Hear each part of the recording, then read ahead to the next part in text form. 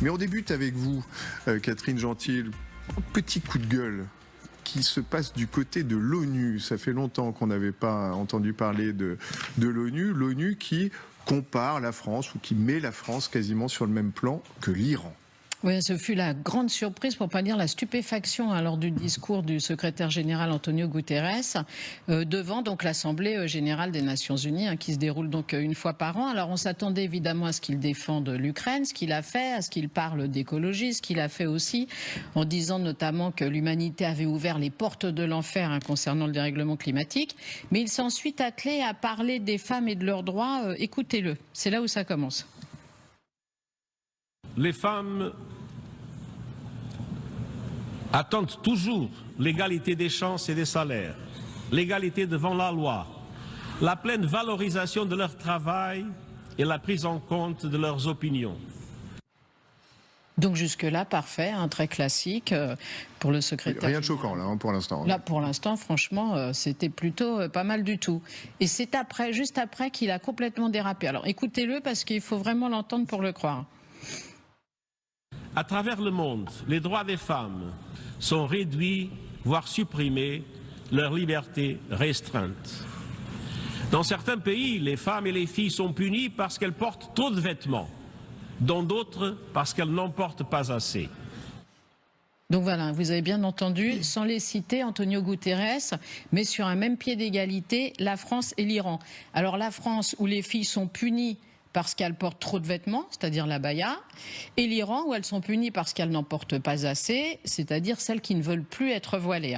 Alors là, il faut vraiment un petit cours de rattrapage d'histoire contemporaine du monde pour le secrétaire général de l'ONU et lui rappeler que comparaison n'est pas raison et que là d'ailleurs c'est total déraison ce qu'il raconte. Parce que déjà il faut lui dire, mais ce qu'il est censé savoir quand même, que les femmes peuvent être arrêtées, incarcérées et même tuées en Iran parce que leurs cheveux ne sont pas assez dissimulés par leur foulard. Souvenez-vous, c'est ce qui s'était produit pour cette jeune iranienne Mahsa Amini à Téhéran. Souvenez-vous, parce qu'elle avait des mèches qui sortaient de son foulard, elle avait été arrêtée puis tuée. Et c'est donc à la suite de ce drame qu'il y avait eu toutes ces manifestations en Iran qui avaient bouleversé le monde. Il y avait eu d'ailleurs des réseaux de solidarité à travers la planète, tellement évidemment c'était insupportable. Et puis d'ailleurs, en fonction de ce triste anniversaire, c'était il y a presque un an jour pour jour, la mort de cette jeune kurde iranienne qui n'avait que 22 ans. La comparaison d'Antonio Guterres est encore plus malvenue et donc totalement déplacée. Et surtout quand on voit les chiffres de la répression en Iran. Vous allez voir, depuis justement la mort de cette jeune femme et les protestations qu'on a pu constater dans à peu près tout le pays, eh bien 551 manifestants ont été tués, dont 68 enfants et 49 femmes, et 7 hommes ont été exécutés pour terroriser justement les manifestants, ce qui a fini par fonctionner, puisque vous savez que désormais, il n'y a plus de manifestations justement en Iran, puisque c'était la peine de mort.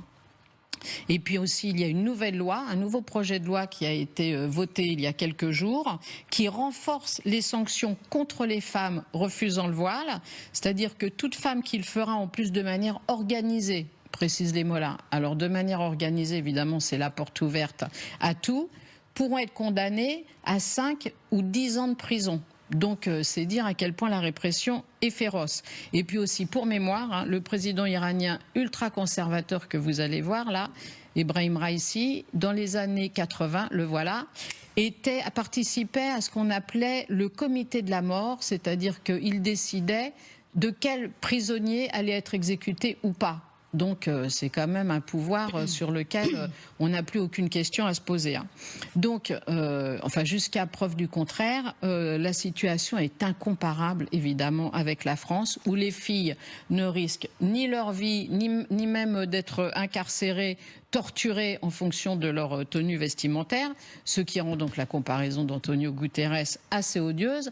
En plus, en France, ce ne sont pas les filles qui sont visées, contrairement à ce qui se passe en Iran, et elles ne sont pas ciblées en tant que telles, c'est simplement les signes ostentatoires religieux qui sont interdits à l'école pour respecter la laïcité. Donc ça s'applique aux filles et aux garçons, quelle que soit leur religion, musulmans, juifs, catholiques, zoroastriens, bouddhistes, enfin bon, tout ce que vous voulez. Et de ce fait, c'est encore plus dangereux ce qu'a fait Antonio Guterres, parce que en se focalisant justement sur les musulmans, et en l'occurrence plutôt les musulmanes, il met de l'huile sur le feu, ce qui est quand même à l'inverse du rôle de l'ONU, qui est de défendre la paix à travers le monde. Donc en cette période de rentrée scolaire, 0 sur 20 pour Antonio Guterres.